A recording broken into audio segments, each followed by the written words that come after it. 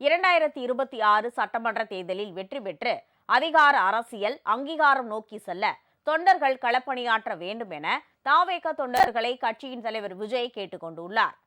தாவேக வெற்றி கழகத்தின் 3வது ஆண்டு துவக்க விழா இன்று நடக்கிறது.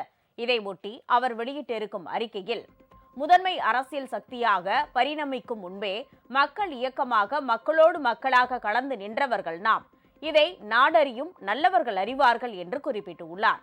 ஒன்றை மட்டும் உறுதியாக சொல்லலாம், சலனங்களை புறந்தள்ளி சமநிலை தவறாத அளக்கவியலாத ஆழ்கடல் தாவேக்க, எவராலும் விளக்க இயலாத விரிவானம் தாவேக்க, அத்தனை இலக்குகளையும் அர்ப்பணிப்புடனும் தாவேக்க வெல்லும்.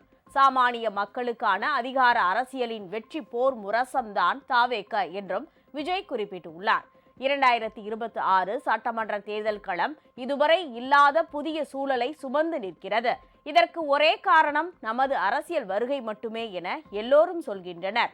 எனவே இச்சூழலில் களத்தை நமதாக்கி தேர்ந்த தெளிவுடனும் திறன்மிக்க நுட்பத்துடனும் தேர்தல் அரசியல் வெற்றியின் வாயிலாக அதிகார அரசியல் அங்கீகாரம் நோக்கி செல்வோம்.